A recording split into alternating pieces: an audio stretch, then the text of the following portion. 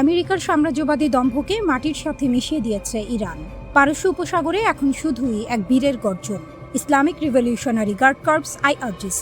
মার্কিন আগ্রাসনের জবাবে এক চুলো ছাড় দেয়নি তেহরান, বরং ধেয়ে আসা মার্কিন ক্রুজ মিসাইলকে আকাশে উড়িয়ে দিয়ে জর্ডান আর ওমানের মার্কিন ঘাঁটিগুলোকে স্রেফ ধ্বংসস্তূপে পরিণত করেছে ইরানের বীর সেনারা। হরমুজ প্রণালী অবরুদ্ধ, কাঁপছে ওয়াশিংটন। যুদ্ধের শুরুটা হয়েছিল কৌশলগতভাবে অত্যন্ত গুরুত্বপূর্ণ হরমুজ প্রণালীতে। আন্তর্জাতিক নিয়মকানুনের তোয়াক্কা না করে আমেরিকার উস্কানিতে কিছু বিদেশি জাহাজ ইরানের জলসীমায় অবৈধভাবে ঢোকার চেষ্টা করে। তারা ট্র্যাকিং সিস্টেম বন্ধ করে দেয়, অমান্য করে ইরানের নৌবাহিনীর বারবার দেয়া সতর্কবার্তা। ইরানের অ্যাকশন, বীর IRGC। নৌবাহিনী গর্জে ওঠে, ফাঁকা গুলি ছুড়ে প্রথমে সতর্ক করা হয়, এরপর একটি অবাধ্য জাহাজকে মাঝ দরিয়ায় থামিয়ে দেওয়া হয়। চূড়ান্ত ঘোষণা, ইরান সাফ জানিয়ে দিয়েছে যতদিন না মধ্যপ্রাচ্যে মার্কিন দাদাগিরি এবং অবৈধ হস্তক্ষেপ বন্ধ হচ্ছে, ততদিন হরমুজ প্রণালী দিয়ে কোনো জাহাজ পার হতে দেয়া হবে না। পুরো বিশ্বের জ্বালানি রুটের চাবিকাঠি এখন ইরানের হাতে, আর তাতেই গলা শুকিয়ে গেছে হোয়াইট হাউসের। আমেরিকার কাপুরুষোচিত হামলা ও ইরানের আকাশ প্রতিরক্ষা নিজেদের পরাজয় ঢাকতে এরপর মরিয়া হয়ে ওঠে মার্কিন central command CENTCOM. GFS Galaxy নামক একটি জাহাজে হামলার অজুহাত দেখিয়ে ইরানের ওপর নতুন করে বিমান হামলার ঘোষণা দেয় আমেরিকা। মার্কিন প্রতিরক্ষামন্ত্রী পিট হেগসেথ এক্সে দম্ভক্তি করে লেখেন, ইরান ভুল সিদ্ধান্ত নিয়েছে, এখন মাসুল গুনবে। কিন্তু মার্কিনরা ভুলেই গিয়েছিল তারা কার সাথে পাঙ্গা নিচ্ছে। পশ্চিম ইরানের খোররামবাদ লক্ষ্য করে ধেয়ে আসছিল মার্কিন ক্রুজ মিসাইল, কিন্তু ইরানের আকাশসীমা পার হওয়ার আগেই IRGCর অত্যাধুনিক আকাশ প্রতিরক্ষা ব্যবস্থা সেই মিসাইলকে মাঝ আকাশেই ধ্বংস করে দেয়। আমেরিকার কোটি কোটি ডলারের মিসাইল মুহূর্তেই পরিণত হয় জ্বলন্ত ছায়ে। 3 স্তরের বিধ্বংসী পাল্টা আঘাত, মার্কিন ঘাঁটি ধ্বংস। শুধু আত্মরক্ষা নয়, ইরান বিশ্বাস করে সরাসরি পাল্টা আঘাতে। মার্কিন আগ্রাসনের জবাবে 3 স্তরের এক বিধ্বংসী সামরিক অপারেশন শুরু করে IRGCর অ্যারোস্পেস কমান্ড। জর্ডানের প্রিন্স হাসান এয়ারবেস গুড়িয়ে দিল ইরান। ইরানের ব্যালিস্টিক মিসাইলের আঘাতে ধুলোয় মিশে গেছে জর্ডানে অবস্থিত মার্কিন বিমান ঘাঁটি। মার্কিন ড্রোন অপারেশনের মূল কেন্দ্র, ড্রোন হ্যাঙ্গার এবং অত্যাধুনিক কমান্ড অ্যান্ড কন্ট্রোল সেন্টারকে স্রেফ ধ্বংসস্তূপে পরিণত করেছে ইরানের ক্ষেপণাস্ত্র। ওমানের ডুকম বন্দরে মার্কিন লজিস্টিক্স ধ্বংস। এখানেই শেষ নয়, ওমানের ডুকম বন্দরে অবস্থানরত মার্কিন যুদ্ধ জাহাজ এবং যুদ্ধ বিমানের জ্বালানি সরবরাহ প্ল্যাটফর্ম ও লজিস্টিক্স সাপোর্ট সেন্টারগুলোতে নিখুঁত আঘাত হেনাচ্ছে ইরান। আমেরিকার যুদ্ধ জাহাজগুলো এখন সাগরে অচল ও জ্বালানিহীন। মহাপ্রলয়ের মুখোমুখি আমেরিকা। ইরান স্পষ্ট বার্তা দিয়েছে, ইসলামাবাদ সমঝোতা স্মারক লঙ্ঘন করে আমেরিকা যে কাপুরুষোচিত হামলা চালিয়েছে, এটা তার প্রথম ধাপের জবাব মাত্র। IRGC সরাসরি হুঁশিয়ারি দিয়ে বলেছে, বিশ্বাসঘাতক মার্কিন সরকারের যে কোনো পরবর্তী আগ্রাসনের জবাব হবে আরও 100 গুণ বেশি ভয়ানক। আমেরিকা ভেবেছিল তারা ইরানকে ভয় দেখাবে, কিন্তু বীরের দেশ ইরান মার্কিন সাম্রাজ্যবাদের বুকে সরাসরি পেরেক ঠুকে দিয়েছে। হরমুজ প্রণালী এখন ইরানের কঠোর নিয়ন্ত্রণে, আর মধ্যপ্রাচ্যের মার্কিন ঘাঁটিগুলো জ্বলছে ইরানের মিসাইলের আগুনে। যুদ্ধ করেও থামেনি ইরান, এখন তাদের ক্ষেপণাস্ত্র পৌঁছাবে ইউরোপ পর্যন্ত। আমেরিকা যুদ্ধ করলো, নিষেধাজ্ঞা দিল, চাপে রাখলো বছরের পর বছর, তবুও ইরান থামেনি। বরং আজ মধ্যপ্রাচ্যের সবচেয়ে বড় এবং সবচেয়ে বৈচিত্র্যময় ক্ষেপণাস্ত্র ভান্ডার যে দেশের হাতে, তার নাম ইরান। শাহাব ব্যালিস্টিক মিসাইল থেকে শুরু করে শাহেদ আক্রমণকারী ড্রোন, তেহরানের স্ট্রাইক নেটওয়ার্ক এখন পুরো মধ্যপ্রাচ্য জুড়ে বিছানো। চাপ দিয়ে থামানো যায়নি। প্রতিরক্ষা বিশ্লেষকরা বলছেন, ইরানের হাতে এখন হাজার হাজার ব্যালিস্টিক ও ক্রুজ মিসাইল রয়েছে, বিভিন্ন পাল্লার, বিভিন্ন প্যালোডে। কিছু মিসাইল পুরো ইসরায়েলে আঘাত হানতে সক্ষম, কিছু পৌঁছে যেতে পারে পূর্ব ইউরোপ পর্যন্ত। নিষেধাজ্ঞার চাপে অর্থনীতি যখন টলমল, তখনও ইরান তার অস্ত্র কর্মসূচি থামায়নি, বরং পরিমার্জিত করেছে, আধুনিক করেছে, বিস্তৃত করেছে। স্বল্প পাল্লা থেকে দীর্ঘ পাল্লা পুরো একটি স্তরভিত্তিক হুমকির স্থাপত্য গড়ে তুলেছে তেহরান। কোকান ভারী কামান 60 কিলোমিটার দূরে আঘাত করে, তুন্দার 69 পৌঁছায় 150 কিলোমিটারে, ফাতে 110 300 কিলোমিটারে, শাহাব 3 পৌঁছায় 1300 কিলোমিটারে, সেজিল সলিড ফুয়েল মিসাইল ছুটে যায় 2000 কিলোমিটারে, আর সোমার ক্রুজ মিসাইল সর্বোচ্চ 3000 কিলোমিটার পাল্লার। আকাশে উঠছে শাহেদ। ক্ষেপণাস্ত্রের বাইরেও ইরান গড়ে তুলেছে আরেকটি মারাত্মক অস্ত্র, ড্রোন বাহিনী। শাহেদ 136 একমুখী আক্রমণকারী ড্রোন, যা 2500 কিলোমিটার দূরে গিয়ে লক্ষ্যবস্তুতে আঘাত করতে পারে। শাহেদ 149 নজরদারি ড্রোন, যার পাল্লা 4000 কিলোমিটারেরও বেশি। ইউক্রেনের যুদ্ধ বিশ্বকে দেখিয়ে দিয়েছে, এই ড্রোনগুলো শুধু কাগজে লেখা সংখ্যা নয়, বাস্তব যুদ্ধে এগুলি কি ধ্বংস করতে পারে। সস্তা, নির্ভরযোগ্য, ব্যাপক সংখ্যায় মোতায়েনযোগ্য শাহেদ ড্রোন আধুনিক যুদ্ধের নিয়মকানুনই পাল্টে দিচ্ছে। আমেরিকার সাথে যুদ্ধের পরও ইরান যা বলছে, আমেরিকার সঙ্গে সরাসরি সামরিক সংঘাতের পরও ইরান নতজানু হয়নি, বরং জুন 17 সমঝোতা স্মারক নিয়ে তেহরান এখন কড়া ভাষায় কথা বলছে। ইরানের পররাষ্ট্র মন্ত্রণালয়ের মুখপাত্র ইসমাইলি সরাসরি জানিয়েছেন, যুক্তরাষ্ট্র সমঝোতার শর্ত পুনর্লিখন করার চেষ্টা করছে, আর সেই প্রচেষ্টায় ইরান বিভ্রান্ত হবে না। তার ভাষ্য স্পষ্ট, আমেরিকার সামরিক হস্তক্ষেপ এবং তার দখলদার প্রক্সি যতদিন থাকবে, ততদিন মধ্যপ্রাচ্যে প্রকৃত শান্তি সম্ভব নয়। সিনিয়র উপদেষ্টা মোকের সতর্কবার্তা আরও কড়া।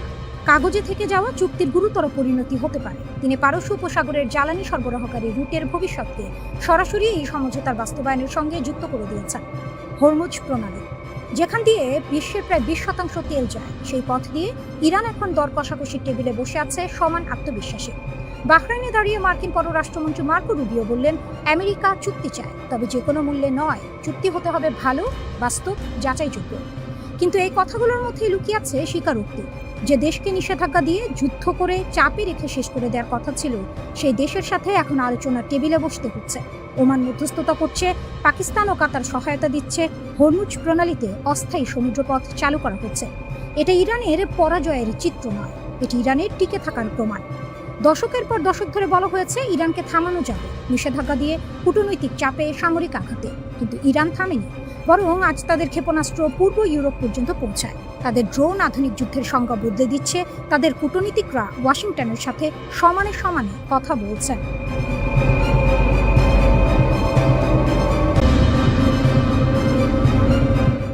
দুই ঘন্টা, ট্রাম্প নিজেই বললেন ইরানের পারমাণবিক অস্ত্র থাকলে ইসরায়েল 2 ঘন্টাও টিকত না। এই একটি বাক্য বদলে দিয়েছে সব হিসেব। মার্কিন প্রেসিডেন্ট নিজের মুখে স্বীকার করলেন ইরান কতটা শক্তিশালী, আর সেই স্বীকারোক্তির পরদিনই জানা গেল যুক্তরাষ্ট্র তেহরানের সঙ্গে চুক্তি করতে বসেছে। প্রশ্ন একটাই, কে জিতল? 40 দিনের যুদ্ধ, শূন্য সাফল্য। পরিকল্পনা ছিল পরিষ্কার, ইরানের পারমাণবিক স্থাপনা ধ্বংস করো, ইউরেনিয়াম মজুদ শেষ করো, হুমকি চিরতরে মিটিয়ে দাও। 40 দিন চেষ্টা করেছে যুক্তরাষ্ট্র ও ইসরায়েল একসঙ্গে পূর্ণ শক্তিতে, ফল শূন্য। লক্ষ্য পূরণ হয়নি, উল্টো ইরানের সামরিক বাহিনী মধ্যপ্রাচ্যে যুক্তরাষ্ট্রের অন্তত 21টি সামরিক ঘাঁটি ধ্বংস করেছে। 21টি, এটা পরাজয় নয়, এটা বার্তা। ইউরেনিয়াম, 10টি বোমার কাঁচামাল। IAEA বলছে ইরানের কাছে এখন যে পরিমাণ সমৃদ্ধ ইউরেনিয়াম আছে, তা দিয়ে অন্তত 10টি পারমাণবিক অস্ত্র তৈরি সম্ভব। শর্ত একটাই, 60% মাত্রার ইউরেনিয়াম 90% উন্নীত করতে হবে। কতটা সময় লাগবে সেটা করতে? বিশ্লেষকরা বলছেন বেশি নয়। নেতানিয়াহু বলেছিলেন, ইরান পারমাণবিক অস্ত্র বানাতে সফল হলে ইসরায়েলের অস্তিত্ব বিপন্ন, তাই লড়াই চালিয়ে যাওয়ার ঘোষণা দিয়েছিলেন। ইউরেনিয়াম ধ্বংস না হওয়া পর্যন্ত যুদ্ধ থামবে না, কিন্তু থামতে হলো। ট্রাম্পের মুখ, হঠাৎ সব বদলে গেল। ট্রাম্প বললেন ইরানের সঙ্গে সমঝোতা হবে, 19 জুন জেনেভায় চূড়ান্ত চুক্তি, এবং সঙ্গে যোগ করলেন নেতানিয়াহু একজন কঠিন মানুষ, ইরানের সঙ্গে চুক্তির জন্য ইসরায়েলের কৃতজ্ঞ থাকা উচিত, কারণ ইরানের পারমাণবিক অস্ত্র থাকলে ইসরায়েল 2 ঘন্টাও টিকত না। মার্কিন প্রেসিডেন্টের মুখে এই কথা, ইসরায়েলের জন্য এটা সমর্থন নয়, এটা সতর্কবার্তা। ট্রাম্প ইসরায়েলকে রক্ষা করছেন না, ট্রাম্প আমেরিকার স্বার্থ রক্ষা করছেন। চুক্তিতে কি থাকছে কি থাকছে না, ট্রাম্প জানিয়েছেন নতুন চুক্তি নিশ্চিত করবে ইরান কেবল বেসামরিক কাজে ইউরেনিয়াম সমৃদ্ধ করতে পারবে, সামরিক খাতে নয়। শুনতে বড় মনে হচ্ছে, কিন্তু ফাঁকটা কোথায়? ক্ষেপণাস্ত্র কর্মসূচি। ইরানের মিসাইল তৈরি বন্ধের কোনো শর্ত এই চুক্তিতে নেই বলেই সংবাদ মাধ্যমগুলো জানাচ্ছে। হরমুজ প্রণালীর নিয়ন্ত্রণ নিয়েও আলোচনা হচ্ছে, কিন্তু ক্ষেপণাস্ত্র সেটা বাদ। ইসরায়েল এটা জানে, তাই প্রতিরক্ষামন্ত্রী ইসরায়েল কাটস বললেন, ইরান যাতে ভবিষ্যতে পারমাণবিক অস্ত্র না বানাতে পারে, সেজন্য আমরা স্বাধীনভাবে পদক্ষেপ নিতে পারি। অর্থাৎ ইসরায়েল আমেরিকার চুক্তির বাইরে নিজের পথে হাঁটবে, একা। কিন্তু একা পারবে? ইরানের হাতে কি আছে? শুধু ইউরেনিয়াম নয়, ইরানের হাতে আছে হাজার হাজার ব্যালিস্টিক মিসাইল, ড্রোন বহর, প্রক্সি নেটওয়ার্ক, হিজবুল্লাহ, হুতি, ইরাকি মিলিশিয়া এবং হরমুজ ও বাব আল মান্দাব 2 প্রণালীর উপর কৌশলগত নিয়ন্ত্রণ। 40 দিনের যুদ্ধে ইরান ভাঙেনি, বরং পাল্টা আঘাত করেছে, মার্কিন ঘাঁটি ধ্বংস করেছে এবং আলোচনা টেবিলে এসেছে নিজের শব্দে। এটাই ইরানের শক্তি। জেনেভার পর কি? 19 জুন চুক্তি হলে মধ্যপ্রাচ্যে সাময়িক স্থিরতা আসতে পারে, কিন্তু মূল প্রশ্ন থেকে যাচ্ছে। ইরানের ক্ষেপণাস্ত্র থাকছে, ইউরেনিয়াম মজুদ থাকছে, প্রক্সি নেটওয়ার্ক থাকছে, শুধু একটা কাগজে সই হবে। ট্রাম্প চুক্তি ব্যর্থ হলে আবার হামলার হুমকি দিয়েছেন, কিন্তু 40 দিনে যা পারেননি পরে কিভাবে পারবে? ইরান সেই হিসাবও জানে। 2 ঘন্টা ট্রাম্পের মুখ থেকে বেরিয়ে আসা এই দুটো শব্দ আসলে পুরো একটা যুদ্ধের সারাংশ। ইসরায়েল লড়েছে, আমেরিকা লড়েছে, 40 দিন আগুন জ্বলেছে, শেষে টেবিলে বসতে হলো ইরানের শর্তে।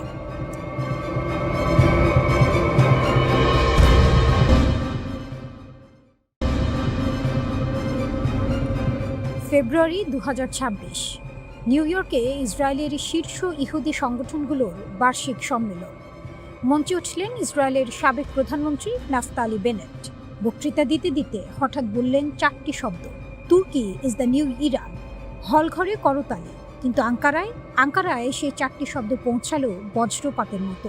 ইরানের বিরুদ্ধে যুদ্ধ তখনও শেষ হয়নি, কিন্তু ইসরায়েলের কৌশলবিদরা ইতিমধ্যে পরের অধ্যায় লিখতে বসে গেছেন, এবং সেই অধ্যায়ের কেন্দ্রে যে নামটি বারবার আসছে সেটি তুরস্ক। ইরানের পর তুরস্ক, এটা কি সত্যিই সম্ভব? মার্চ 2026, ইরান যুদ্ধ তখন তুঙ্গে।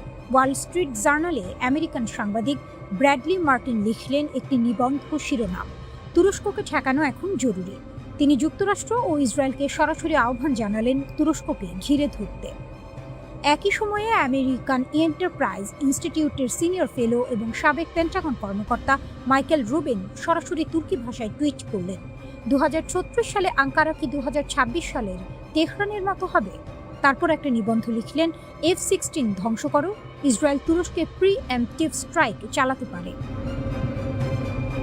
এটা আর একজন বিশ্লেষকের মতামত নয়, একটার পর একটা কণ্ঠ, একটার পর একটা প্রতিষ্ঠান, সবাই একই দিকে আঙুল তুলছে।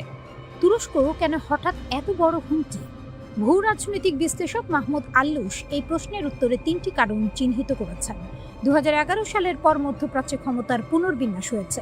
সেই শূন্যতায় তুরস্ক যে গতিতে আঞ্চলিক প্রভাব বিস্তার করছে, সিরিয়া, লিবিয়া, সোমালিয়া, কাতার, সেটা ইসরায়েলকে সরাসরি কৌশলগত চ্যালেঞ্জে ফেলছে। পূর্ব ভূমধ্যসাগর, এই জলপথ এখন দুটো প্রতিযোগী স্বপ্নের যুদ্ধ দেশ। তুরস্ক মনে করে ইসরায়েল গ্রিস ও দক্ষিণ সাইপ্রাসকে সাথে নিয়ে তুর্কি প্রভাব ঠেকানোর জোট বানাচ্ছে। এই জলসীমায় গ্যাস, বাণিজ্য পথ এবং সামরিক অবস্থান সবই বাজিতে। সিরিয়া, যেখানে 2 প্রতিদ্বন্দ্বী মুখোমুখি। মাহমুদ আল্লুস বলছেন, তুরস্ক ও ইসরায়েলের আসল লড়াই এখন সিরিয়ার মাটিতে। তুরস্কের কাছে সিরিয়া শুধু একটি প্রতিবেশী দেশ নয়, এটি ঐতিহাসিক, সাংস্কৃতিক, ধর্মীয় এবং ভৌগোলিক সংযোগের এক জটিল জাল। সিরিয়ার ভবিষ্যৎ রচনায় আঙ্কারার প্রভাব স্বাভাবিকভাবেই গভীর। ইসরায়েলের লক্ষ্য সীমিত, শুধু নিরাপত্তা। হিজবুল্লাহ দুর্বল থাকুক, ইরানের করিডোর বন্ধ থাকুক, সীমান্ত শান্ত থাকুক, কিন্তু সিরিয়ায় তুর্কি সৌদি সহযোগিতা বাড়ছে। নতুন বাণিজ্য পথ তৈরি হচ্ছে তুরস্ক থেকে সিরিয়া ও জর্ডান হয়ে উপসাগরীয় দেশগুলো পর্যন্ত। এরদোয়ানের তুরস্ক কিন্তু শুধু বক্তৃতা দিচ্ছে না, গত 2 দশকে তুরস্ক তার প্রতিরক্ষা শিল্পকে আমূল বদলে দিয়েছে। একসময় তুরস্ক পুরোপুরি আমেরিকান অস্ত্রের ওপর নির্ভরশীল ছিল। 1974 সালে সাইপ্রাস সংকটের পর আমেরিকা অস্ত্র নিষেধাজ্ঞা দিল, সেটাই টার্নিং পয়েন্ট। তুরস্ক সিদ্ধান্ত নিল আর কারো মুখাপেক্ষী থাকবে না। অ্যাসেলসান, রকেটসান গড়ে উঠল। দেশীয় ড্রোন, ক্ষেপণাস্ত্র, যুদ্ধজাহাজ তৈরি শুরু হলো। 2025 সালে তুরস্কের প্রতিরক্ষা রপ্তানি পৌঁছেছে প্রায় $10 বিলিয়ন। বাইরাক্তার ড্রোন ইউক্রেনের আকাশে রাশিয়াকে নাকানি চুবানি খাইয়েছে, পৃথিবী দেখেছে। ন্যাটোর 2য় বৃহত্তম সামরিক শক্তি।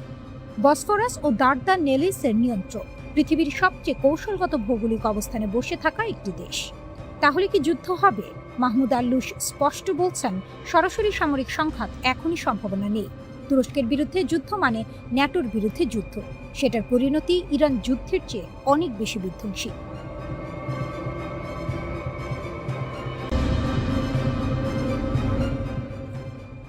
আমেরিকা হামলা করল, ইসরায়েল হামলা করল, গোটা পশ্চিমা দুনিয়া ঝাঁপিয়ে পড়ল। তবুও ইরান দাঁড়িয়ে আছে, শুধু দাঁড়িয়ে নেই, মাথা উঁচু করে দাঁড়িয়ে আছে। এই সংঘাতে 2 পক্ষের লক্ষ্য ছিল সম্পূর্ণ আলাদা। যুক্তরাষ্ট্রের জন্য এটা ছিল প্রভাব বিস্তারের খেলা, মধ্যপ্রাচ্যে নিজেদের আধিপত্য টিকিয়ে রাখার লড়াই, এই সাম্রাজ্যের ক্ষমতা প্রদর্শন। আর ইরানের জন্য এটা ছিল টিকে থাকার যুদ্ধ, মর্যাদা নিয়ে বেঁচে থাকার সংগ্রাম, নিজেদের অস্তিত্ব রক্ষার মহাপরীক্ষা। 2টো আলাদা লক্ষ্য, 2টো আলাদা ফলাফল। যুক্তরাষ্ট্র চেয়েছিল ইরানকে নতজানু করতে, পারেনি। ইরান চেয়েছিল মাথা উঁচু রাখতে, রেখেছে। বরং আজ ইরান নিজেকে প্রতিষ্ঠিত করেছে এক নতুন পরাশক্তি হিসেবে। ইতিহাসের এই মোড়টা বুঝতে হলে একটু গভীরে যেতে হবে। প্রথম মাস্টার স্ট্রোক, অসম যুদ্ধের কৌশল। ইরান জানত সরাসরি যুদ্ধে টেকা সম্ভব নয়। মার্কিন ইসরায়েল যৌথ শক্তির সামনে প্রচলিত কায়দায় লড়াই করা মানে নিশ্চিত পরাজয়। তাই ইরান বেছে নিল ভিন্ন পথ, অসম যুদ্ধের কৌশল। এই কৌশলের মূল মন্ত্র একটাই, প্রতিপক্ষকে হঠাৎ ধ্বংস করতে হবে না, ধীরে ধীরে দুর্বল করে দিলেই চলে। ফোঁটা ফোঁটা জলে পাথর কাটে, ইরান ঠিক সেই কাজটাই করল। প্রতিটি হামলায় বড় ক্ষতি নয়, কিন্তু প্রতিটি হামলায় একটু একটু করে শত্রুর শক্তি ক্ষয়, একটু একটু করে মনোবল ভাঙা, একটু একটু করে বার্তা পাঠানো, ইরানকে শেষ করা যাবে না। এই কৌশলে ইরান বেশ ভালোভাবেই সফল হয়েছে। দ্বিতীয় মাস্টার স্ট্রোক, মোজাইক প্রতিরক্ষা। ইরানের আরেকটি অসাধারণ কৌশলের নাম মোজাইক প্রতিরক্ষা ব্যবস্থা। সাধারণত একটি দেশের প্রতিরক্ষা কাঠামো কেন্দ্রীয়ভাবে নিয়ন্ত্রিত হয়। মাথায় আঘাত করলে পুরো শরীর অসাড় হয়ে যায়, এটাই শত্রুর কৌশল। ইরান এই ফাঁদে পা দেয়নি। সে তার প্রতিরক্ষা কাঠামো পুরো দেশব্যাপী আলাদা আলাদা ব্লকে ছড়িয়ে দিয়েছে। একটা অংশ আক্রান্ত হলেও বাকি অংশ সক্রিয় থাকে। একটা ব্লক ধ্বংস হলেও অন্য ব্লক প্রতিরোধ বজায় রাখে। পুরো ব্যবস্থাটা যেন একটি জীবন্ত মোজাইক চিত্র। একটি টুকরো সরিয়ে নিলেও বাকি ছবি অক্ষুণ্ণ থাকে। সর্বাধুনিক মার্কিন সমরাষ্ট্র ইরানের কিছু স্থাপনা ধ্বংস করতে পেরেছে, কিন্তু ইরানের মূল মনোবলে বিন্দুমাত্র আঁচড় কাটতে পারেনি। তৃতীয় মাস্টার স্ট্রোক, আকাশের নতুন অস্ত্র। ইরান শুধু রক্ষণেই থেমে থাকেনি, আক্রমণেও নেমেছে, এবং সেই আক্রমণ দেখে পুরো বিশ্ব হতবাক। ইরানের ড্রোন আর ক্ষেপণাস্ত্র সক্ষমতা এখন এমন পর্যায়ে পৌঁছেছে যা যে কোনো প্রতিরক্ষা ব্যবস্থাকে ভেদ করে ধ্বংসাত্মক হামলা চালাতে পারে। মধ্যপ্রাচ্যে মার্কিন লক্ষ্যবস্তু আর ইসরায়েলি বিভিন্ন স্থাপনায় একের পর এক আঘাত হেনাচ্ছে ইরান। আর এই সক্ষমতা ইরান কিনে আনেনি, বাইরে থেকে পেয়েও আসেনি, সম্পূর্ণ নিজস্ব একাগ্রতায় অর্জন করেছে। চতুর্থ মাস্টার স্ট্রোক, মিত্রের জাল। একা লড়েনি ইরান, আঞ্চলিক মিত্রদের নিয়ে গড়েছে এক অদৃশ্য সামরিক জাল। লেবাননের হিজবুল্লাহ, ইয়েমেনের হুথি গোষ্ঠী, ইরাকের মিলিশিয়া বাহিনী, সিরিয়ার রেজিস্ট্যান্স ফোর্স। প্রতিটি মিত্র ভিন্ন মাটিতে লড়ছে, প্রতিটি মিত্র শত্রুর শক্তি ক্ষয় করছে ভিন্ন কায়দায়। আর বাইরের মিত্রের কথা আলাদা করে বলার দরকার নেই। চীন আর রাশিয়া ইরানের পাশে আছে, এটুকু বললেই যথেষ্ট। ইতিহাসের রায়, যুক্তরাষ্ট্র বিজয়ী হয়নি। সর্বশক্তি দিয়েও ইরানকে বাগে আনতে পারেনি মার্কিন ইসরায়েল শক্তি। আর এই ব্যর্থতাই পাল্টে দিয়েছে পুরো ভূ রাজনীতির সমীকরণ। মাইন পুঁতে রাখা সুরক্ষা, আমেরিকার ঘুম কেড়ে নিল ইরান। তেহরানের রাত তখন গভীর। ইস্পাহানের পারমাণবিক স্থাপনার ভেতরে চলছে এক নীরব যুদ্ধ। বাইরে থেকে কেউ জানছে না কি হচ্ছে। স্যাটেলাইট শুধু দেখতে পাচ্ছে ধ্বংসস্তূপের উপর নতুন ছাদ উঠছে, টানেল বন্ধ হচ্ছে, আর মাটির নিচে পুঁতে রাখা হচ্ছে প্রাণঘাতী মাইন। ইরান চুপ করে বসেনি। ইরান প্রস্তুত হচ্ছে যে চালে চমকে গেল গোটা দুনিয়া। ট্রাম্পের হুমকি ছিল সরাসরি, বলেছিলেন ইরানের ইউরেনিয়াম হয় জব্দ হবে, নয়তো ধ্বংস হবে। মার্কিন সামরিক বাহিনী মে মাসের মাঝামাঝি স্থল অভিযানের পরিকল্পনাও করেছিল, কিন্তু সেই অভিযান হয়নি। কারণ ইরান এমন এক খেলা খেলেছে যা কেউ আশা করেনি। ইস্পাহানের বিধ্বস্ত ভবনগুলোতে নতুন ছাদ উঠেছে। গোয়েন্দা সূত্র বলছে ভেতরের টানেলগুলো ইরান নিজেই ধ্বংস করেছে, শত্রুর নজর এড়াতে, নিজের ইউরেনিয়াম নিজেই সরিয়ে ফেলতে। আর সবচেয়ে বড় চাল, প্রবেশপথে পুঁতে রাখা হয়েছে মাইন। এখন সেখানে ঢোকা মানে মৃত্যুর মুখে হাঁটা। আমেরিকার হাত পা বাঁধা, পেন্টাগনে বৈঠক বসছে, বিশ্লেষকরা মাথা চুলকাচ্ছেন। স্থল অভিযান, মাইন আছে, ঝুঁকি অপরিসীম। বিমান হামলা, ইউরেনিয়াম ছড়িয়ে পড়লে তেজস্ক্রিয় বিপর্যয়। কূটনৈতিক চাপ, ইরান এখন দর কষাকষির আসনে। ট্রাম্প নিজে ফক্স নিউজে স্বীকার করেছেন ইরানের স্থাপনায় কি হচ্ছে তারা জানেন, কিন্তু সেখানে পৌঁছানোর উপায় নেই। বিশ্বের সবচেয়ে শক্তিশালী সামরিক বাহিনী এখন দাঁড়িয়ে আছে একটি মাইনফিল্ডের সামনে হাত গুটিয়ে। এটাই ইরানের কৌশলের সাফল্য। ইরান কেন এটা করলো? দেয়ালে পিঠ থেকে গেলে মানুষ সবচেয়ে বিপজ্জনক হয়ে ওঠে। ইরান বুঝেছিল আলোচনা টেবিলে তাদের হাত দুর্বল। পারমাণবিক স্থাপনা উন্মুক্ত থাকলে যে কোনো মুহূর্তে আমেরিকা বা ইসরায়েল সেটা দখল বা ধ্বংস করতে পারে। তাই তারা পাল্টে দিল সমীকরণ। ইউরেনিয়াম এখন আর শুধু তাদের সম্পদ নয়, এটা তাদের ঢাল। যতক্ষণ এই ইউরেনিয়ামের নাগাল পাওয়া যাচ্ছে না, ততক্ষণ ইরানকে কোনো শর্তে বাধ্য করা যাবে না। মাইনপুঁতে দিয়ে ইরান মূলত বলে দিয়েছে, আমাদের সাথে আলোচনায় বসো, নয়তো কিছুই পাবে না। চুক্তির পথ কতটা কঠিন? মার্কিন এক কর্মকর্তা ইঙ্গিত দিয়েছেন ইরান হয়তো ইউরেনিয়াম হস্তান্তরের কোনো চুক্তির দিকে এগোচ্ছে, কিন্তু শর্তের ফারাক বিস্তর। আর এখানেই লুকিয়ে আছে সবচেয়ে বড় ভয়। আন্তর্জাতিক বিশ্লেষকরা আশঙ্কা করছেন ইরান দাবি করতে পারে গোলযোগের কারণে কিছু ইউরেনিয়াম ধ্বংস হয়ে গেছে। প্রমাণ করার উপায় নেই, কারণ সেই জায়গায় কেউ ঢুকতে পারছে না। এই ধোঁয়াশাই এখন সবচেয়ে বড় অস্ত্র ইরানের হাতে। হরমুজ প্রণালী আরেক ফ্রন্ট। শুধু ইউরেনিয়াম নয়, হরমুজ প্রণালী খুলে রাখার বিষয়টাও এই সমীকরণের অংশ। বিশ্বের তেল সরবরাহের 1/3 এই প্রণালী দিয়ে যায়। ইরান চাইলে যে কোনো মুহূর্তে সেটা বন্ধ করে দিতে পারে। ট্রাম্প প্রশাসন সেটাও মাথায় রাখছে। মানে শুধু পারমাণবিক ইস্যু নয়, পুরো মধ্যপ্রাচ্যের ভূ রাজনীতি এখন একটি সুতোয় ঝুলছে। এরপর কি হবে? যদি চুক্তি হয়, সেই ইউরেনিয়াম বের করা হবে দীর্ঘ ও বিপজ্জনক প্রক্রিয়া। ভারী খনন যন্ত্র লাগবে, মাইন অপসারণ করতে হবে, তেজস্ক্রিয় পদার্থ সুরক্ষিতভাবে পরিবহন করতে হবে। এটা কোনো সপ্তাহের কাজ নয়, মাসের পর মাস লাগবে। ইরান আজ দুর্বল নয়। মাটির নিচে মাইন পুঁতে, টানেল বন্ধ করে, ইউরেনিয়াম আড়াল করে তারা প্রমাণ করেছে একটি দেশ চাইলে পৃথিবীর একমাত্র পরাশক্তিকেও আটকে দিতে পারে।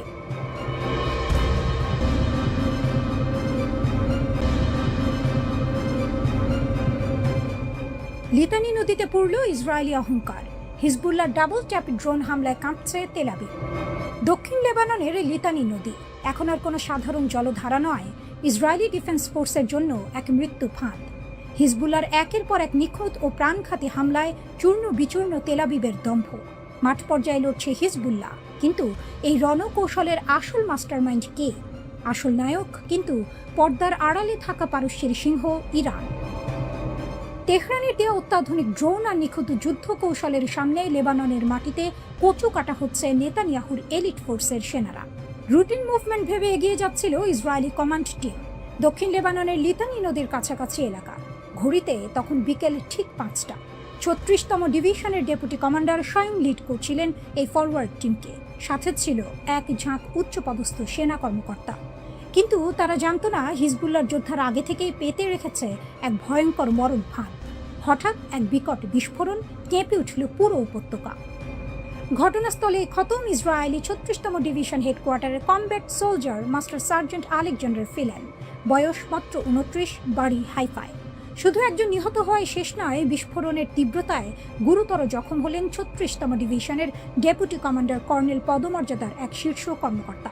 আহত হলেন 556তম ট্রান্সপোর্ট রেজিমেন্টের ব্যাটালিয়ন কমান্ডার লেফটেন্যান্ট কর্নেল পদমর্যাদার আরেক অফিসার। এক আঘাতে ধূলিসাৎ আইডিএফ এর পুরো কমান্ড চেইন। এই ধাক্কা সামলানোর আগেই আইডিএফ এর জন্য নেমে এলো আরও এক দুঃস্বপ্ন। কফর তেপনিট গ্রামের কাছে তখন সকাল 6টা। একটি ইসরায়েলি ট্যাঙ্ক পজিশনকে লক্ষ্য করে ধেয়ে এলো হিজবুল্লাহর একটি এফপিভি কামিকাজে ড্রোন। নিখুঁত নিশানা, বিকট বিস্ফোরণ। স্প্লিন্টারের আঘাতের সাথে সাথে ঝাঁঝরা হয়ে গেল 4 ইসরায়েলি সেনা। এরপর শুরু হলো হিজবুল্লাহর ডাবল ট্যাপ রণকৌশল। আহত সেনাদের উদ্ধার করতে যখনই একটি ইসরায়েলি ইভাকুয়েশন যান বা অ্যাম্বুলেন্স সেখানে এসে পৌঁছালো, আকাশ থেকে বাজ পাখির মতো ছেঁকে ধরল হিজবুল্লাহর দ্বিতীয় ড্রোনটি। উদ্ধারকারী গাড়ির উপর সরাসরি আছড়ে পড়ল সেটি। আহতদের বাঁচাতে এসে নিজেই ধ্বংসস্তূপে পরিণত হলো আইডিএফ এর গাড়ি। মারাত্মকভাবে আহত হলেন আরও এক সেনা। রক্তাক্ত 5 সেনাকে হেলিকপ্টারে করে উড়িয়ে নিয়ে যাওয়া হলো ইসরায়েলের হাসপাতালে। একেই বলে রণক্ষেত্রের চূড়ান্ত অপমান। এত কিছুর পরও ইসরায়েল ভাবছে আলোচনা টেবিলে হিজবুল্লাহকে নিরস্ত্র করা যাবে। হিজবুল্লাহ নেতৃত্ব স্পষ্ট জানিয়ে দিয়েছে, কোনো শর্তহীন আত্মসমর্পণ নয়। আলোচনার একমাত্র ছাদ হলো পারস্পরিক নিরাপত্তা। নিরস্ত্রীকরণের কোনো প্রস্তাব লেবাননের মাটিতে টিকবে না। ইসরায়েলের জন্য কোনো সেফ জোন বা পরীক্ষামূলক এলাকা রাখা হবে না। কোনো লাল, সবুজ বা হলুদ রেখা মানা হবে না। আমেরিকার ছায়াতলে বসে যে অসম্মানজনক চুক্তি তেল আবিব চাপাতে চায়, তা বুড়ো আঙুল দেখিয়ে প্রত্যাখ্যান করেছে প্রতিরোধ যোদ্ধারা। আর এই অদম্য সাহসের মূল জ্বালানি আসছে তেহরান থেকে। ইরান শুধু বন্ধু নয়, ইরান এই যুদ্ধের আসল রূপকার। পশ্চিমাদের শত নিষেধাজ্ঞা আর মার্কিন রণতরীর হুমকিকে তুড়ি মেরে উড়িয়ে ইরান তার সর্বোচ্চ প্রযুক্তি পৌঁছে দিয়েছে লেবাননের ফ্রন্ট লাইনে। বেইজিং আর মস্কোর সাথে ভূ রাজনৈতিক ভারসাম্য রক্ষা করে ইরান আজ মধ্যপ্রাচ্যের একক চালিকা শক্তি। ইসরায়েলের আয়রন ডোম কিংবা আমেরিকার আধুনিক নজরদারি, ইরানি প্রযুক্তিতে তৈরি এই এফপিভি ড্রোনের ঝাঁকের সামনে আজ সম্পূর্ণ অকেজো।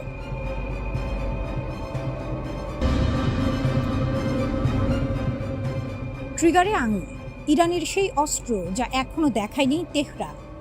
যুদ্ধ থেমে গেছে, কিন্তু বন্দুকের নল এখনো ঠান্ডা হয়নি। মধ্যপ্রাচ্যের আকাশে এখন যে নীরবতা, সেটা শান্তির নীরবতা নয়, এটা পরবর্তী ঝড়ের আগের স্তব্ধতা।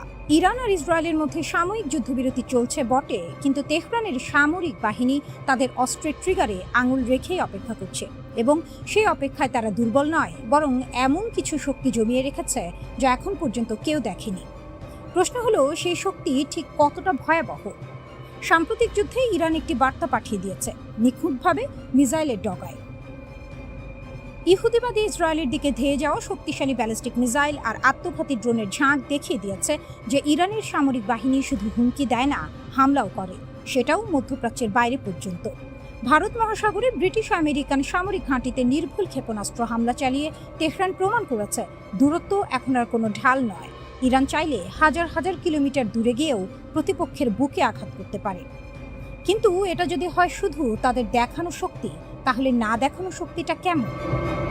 ইরানের সশস্ত্র বাহিনীর ব্রিগেডিয়ার জেনারেল আহমদ রেজা পুরোদস্তান সম্প্রতি এমন একটি কথা বলেছেন যা গোটা মধ্যপ্রাচ্যের কান খাড়া করে দিয়েছে। তার ভাষায়, আমরা আমাদের সামরিক সক্ষমতার উল্লেখযোগ্য অংশ এখন পর্যন্ত যুদ্ধের ময়দানে ব্যবহার করিনি। এই একটি বাক্যই যথেষ্ট। একটি দেশ যদি এতটুকু শক্তি দেখে ইসরায়েলকে কোণঠাসা করে ফেলে আর তারপর বলে এটা তার পূর্ণ শক্তিও না, তাহলে বিষয়টা শুধু কৌশলগত বিবৃতি নয়, এটি একটি সতর্কবার্তা। ইরানের রাষ্ট্রীয় সম্প্রচার মাধ্যম প্রেস টিভিও নিশ্চিত করেছে, মধ্যপ্রাচ্যের সীমানার বাইরেও নির্ভুলভাবে হামলা চালানোর সক্ষমতা আছে তেহরানের। এমন অস্ত্র আছে যার কথা এখনো প্রকাশ্যে আসেনি। আইসিবিএম সেই ভয়ের নাম। ইসরায়েলের প্রধানমন্ত্রী বেনিয়ামিন নেতানিয়াহু বারবার দাবি করে আসছেন, ইরান আন্তঃমহাদেশীয় ব্যালিস্টিক মিসাইল বা আইসিবিএম তৈরির পথে অনেক দূর এগিয়ে গেছে। আইসিবিএম হলো সেই ক্ষেপণাস্ত্র যা একটি মহাদেশ থেকে আরেক মহাদেশে আঘাত করতে পারে, যেটা বহন করতে পারে পারমাণবিক ওয়ারহেডও। তেহরান সরকারিভাবে এই দাবি স্বীকার বা অস্বীকার কোনোটাই করেনি, কিন্তু এই নীরবতাটাই আসলে সবচেয়ে বড় উত্তর। কারণ যে দেশ নিজের শক্তি প্রকাশ করতে ভালোবাসে না, সেই দেশ সাধারণত হয় দুর্বল অথবা অনেক বেশি শক্তিশালী। এবং ইরানের সাম্প্রতিক কর্মকাণ্ড দেখে দ্বিতীয়টি ভাবার সম্ভাবনাই বেশি। কারণ যে দেশ নিজের শক্তি প্রকাশ করতে ভালোবাসে না, সে দেশ সাধারণত হয় দুর্বল অথবা অনেক বেশি শক্তিশালী, এবং ইরানের সাম্প্রতিক কর্মকাণ্ড দেখে দ্বিতীয়টির সম্ভাবনাই বেশি। পারমাণবিক কার্যক্রম যেখানে মাথা নত নেই। যুক্তরাষ্ট্র হরমুজ প্রণালীতে সামরিক চাপ দিয়েছে, ইরানের গুরুত্বপূর্ণ সামরিক স্থাপনায় বোমা হামলা চালিয়েছে। উদ্দেশ্য একটাই, ইরানের পারমাণবিক কার্যক্রম থামানো, কিন্তু থামেনি। তেহরানের পক্ষ থেকে পরিষ্কার বার্তা এসেছে, কোনো চাপের কাছে মাথা নত করবে না ইরান।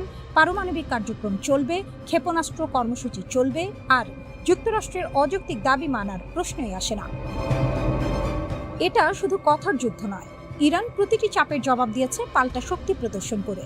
আমেরিকা ভেবেছিল বোমায় ভেঙে পড়বে ইরানি মনোবল, কিন্তু শত্রুপক্ষকে অবাক করে দিয়ে তেহরান প্রমাণ করেছে চাপে মানুষ ভাঙে, ইরান শক্ত হয়। পরের যুদ্ধে কি হবে? জেনারেল পুরোদস্তান আরও বলেছেন, যুদ্ধবিরতির আগে ইরানের সব ক্ষেপণাস্ত্র প্রস্তুত ছিল, ট্রিগারে আঙুল ছিল। শুধু যুক্তরাষ্ট্রের চাপে ইসরায়েল পিছু হটেছিল বলেই সেদিন সর্বাত্মক হামলা হয়নি। কিন্তু ইহুদিবাদীরা যদি আবার আগ্রাসন দেখায়, তখন কোনো দেরি নেই।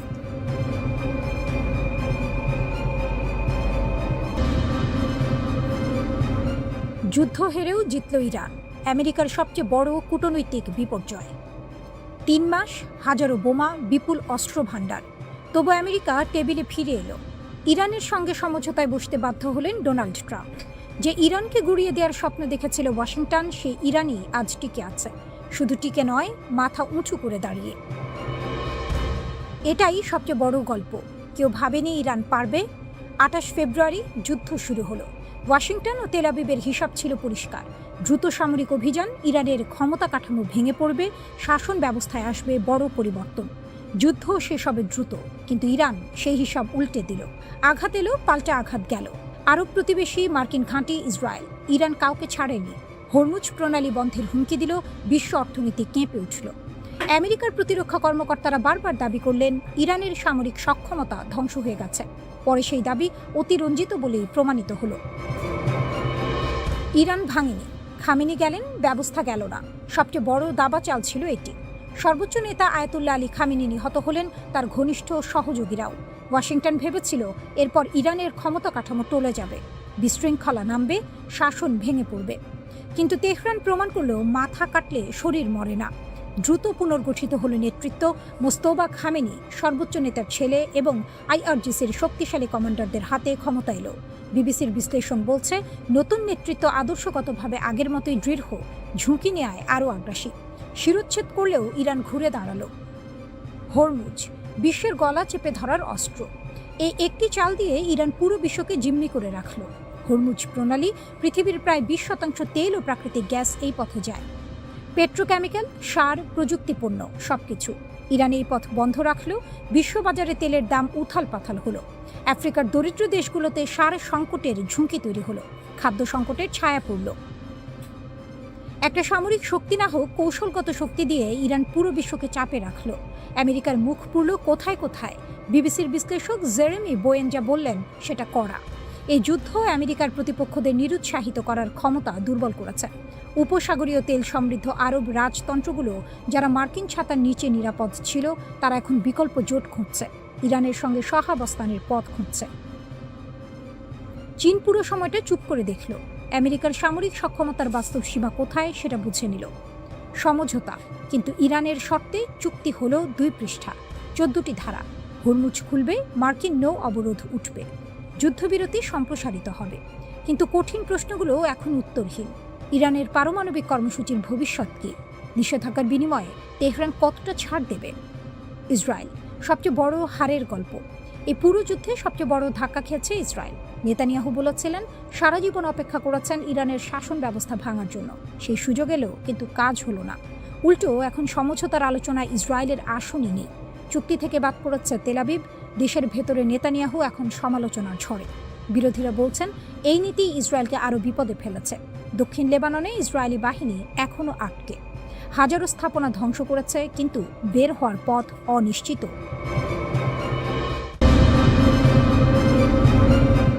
ইরান অস্ত্র নামায়নি কেন? সীমান্তে ভারী অস্ত্র, সেনাবাহিনীর রণসজ্জা আর তেহরানের গলায় একটাই বার্তা, আমরা প্রস্তুত। যুদ্ধ থেমেছে কাগজে কলমে, কিন্তু ইরানের ট্যাঙ্ক থামেনি, মিসাইল ব্যাটারি সরেনি। সীমান্তে নিরাপত্তা বাড়ছে, কমছে না। কেন? কারণ ইরান জানে, ইতিহাসে যারা আগে অস্ত্র নামিয়ে রেখেছে তারাই পরে চুক্তির টেবিলে দুর্বল হয়ে বসেছে। আর দুর্বলের কথা কেউ শোনে না, না তেহরানে না ওয়াশিংটনে। মধ্যপ্রাচ্যের রাজনীতিতে একটা পুরনো সত্য আছে, কূটনীতি তখনই কাজ করে যখন পেছনে শক্তি থাকে। ইরান ঠিক সেই খেলাটাই খেলছে।